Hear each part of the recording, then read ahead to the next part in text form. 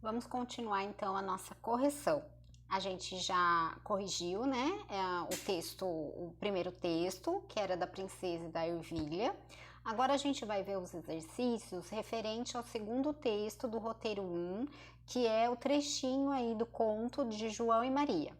Vocês vão perceber que só foi usado um trecho, porque era o que importava para fazer os exercícios. Mas tá vendo aí, olha, que a história começa com colchetes e reticências? O que quer dizer isso? Que antes desse trecho, a história tinha uma parte. E depois que termina ali, tá vendo no final da história que repete colchetes e as reticências dentro do colchetes, né?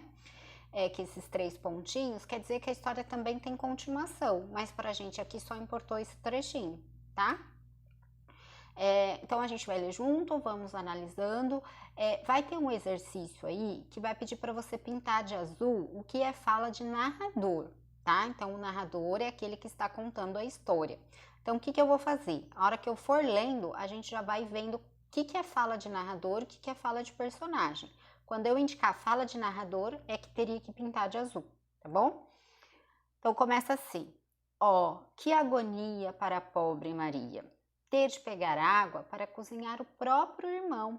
Lágrimas rolaram para o seu rosto.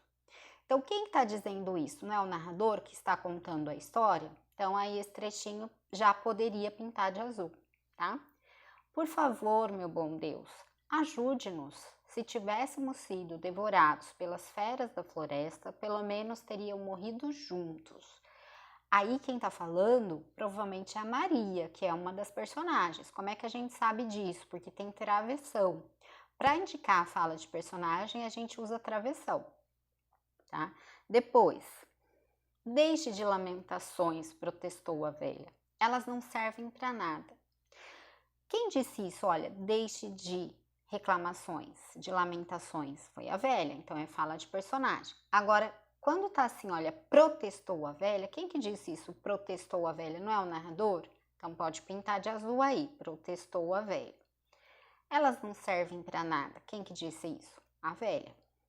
Na manhã seguinte, Maria teve de se levantar bem cedo, acender o fogo e encher a chaleira. Quem que está falando isso? Não é o narrador que está contando? Então aí também esse trechinho poderia pintar de azul. Primeiro vamos fazer o assado, a velha disse. Já aqueci o forno, sovei a massa. Então, qual é a fala do narrador aí nesse trechinho? A velha disse, né? Porque o resto ali é a fala da velha mesmo que está com o travessão. Ela empurrou Maria na direção do forno, onde as chamas brilhavam. Fala de narrador também, que é o narrador que está contando. Entre, ordenou a bruxa. Veja se está bem quente para assar o pão. Nesse trecho, qual é a fala de narrador? Ordenou a bruxa. Assim que Maria entrasse no forno, a bruxa pretendia fechá-la dentro para assá-la e comê-la também. Mas Maria percebeu suas intenções e disse: quem que diz todo esse pedaço aí? Não foi o narrador que está contando? Pode pintar de azul. Eu não sei fazer isso. Como é que entra no forno? Aí já é a fala da Maria, né? A gente sabe que tem travessão aí a fala de personagem. Garota burra, a velha respondeu. A abertura é bem grande, não está vendo? Nesse trecho aí, quem fala é a bruxa, né? Só tem um trechinho que é o narrador que fala quando ele fala assim, a velha respondeu. Aí você pinta aí, a velha respondeu de azul, que é a fala de narrador, tá bom? Então, o primeiro exercício aí, né, que é o exercício 3, no caso, era para você pintar de azul as falas do narrador e responder. Neste conto, o narrador, que tipo? Ele participa da história, ele apenas conta a história, é a bruxa que está contando a história, é a Maria que está contando. Então, a letra correta é a letra A, que o narrador, ele apenas conta a história, mas não participa dela. Assim como no outro conto que a gente viu, o narrador aqui ele é chamado de narrador observador, porque ele apenas conta a história e não participa dela, tá? Exercício 4. Neste trecho do conto, João e Maria aparecem as personagens. Quem que participa ali da história? A Maria, seu irmão e a bruxa, que são os 3 personagens da história. Então, é a letra D, a correta. 5. O espaço mais provável em que se passa a história, a gente imagina ali onde acontece, por quê? Porque tem a panela, né, ela vai estar cozinhando, então provavelmente se passa na cozinha da casa da bruxa, que é a letra B, a resposta correta. Depois, letra C. De acordo com o trecho, era uma agonia para Maria. O que era uma agonia para ela? É a letra B, ter que pegar água para que a bruxa cozinhasse seu próprio irmão, tá? No texto ainda fala isso, tá? Letra B. 7. Neste trecho, o termo velha substitui a palavra. Quem que é velha ali no texto? É a bruxa, né? Letra C. É a bruxa e evita a repetição dessa palavra no texto.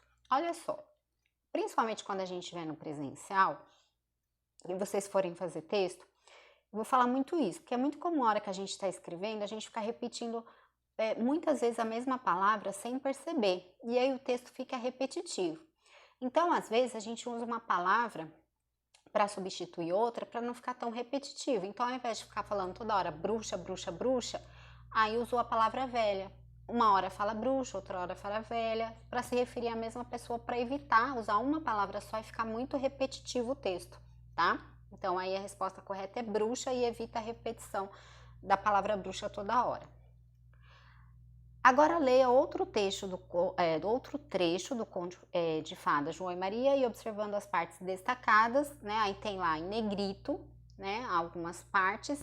Essas partes que estão destacadas em negrito fala de quem aí o exercício 8 quer que você responda? É a fala da bruxa, né? Letra C. Ela que diz assim, por exemplo, que banquete eu vou ter? Acorde, preguiçosa, vai pegar água e cozinha alguma coisa gostosa para seu irmão. Ele está lá fora no estábulo e precisa engordar, e quando ele estiver bem gordinho, vou comê-lo.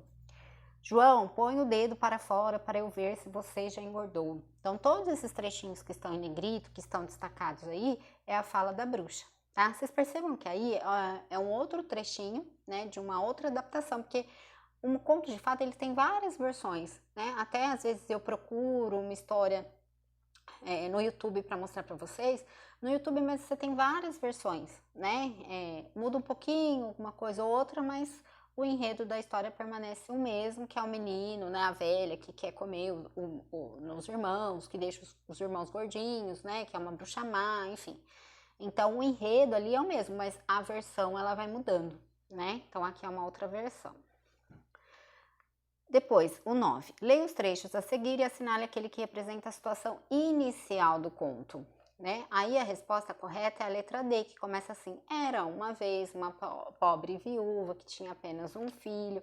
Então, até começa com era uma vez, que foi o que eu falei, né? Antes, que a maioria dos contos maravilhosos, eles começam com era uma vez. Não é uma regra, não é que sempre vai começar, mas na maioria das vezes começa com era uma vez. Então, a letra D aí é o ponto inicial, certo? E aí, como eu já tinha dito para vocês no primeiro vídeo que eu gravei, esse aí você pode estudar mais sobre contos, a gente vai ver ao longo, tá? Vocês vão perceber que no roteiro 2 vai ter conto de novo, e depois eu vou trabalhar com o livro, tá? Eu decidi não trabalhar com o livro nesse roteiro 2, porque alguns alunos ainda não tinham ido buscar, e até para a gente se organizar melhor. Mas a gente vai trabalhar com o livro, com uma sugestão aqui, tá? No livro de vocês também tem conto, a mesma matéria que tem aqui, só que a gente está trabalhando de outra forma, um pouco até mais didática. E já já vai ter atividade do livro também para vocês, tá bom? Qualquer dúvida, eu estou à disposição. E em referente ao roteiro 2, tá? Eu ainda vou gravar um vídeo para vocês falando sobre substantivo e adjetivo, que é matéria nova, tá bom? Que vai aparecer no roteiro 2. Qualquer dúvida, podem me chamar. Bons estudos para vocês!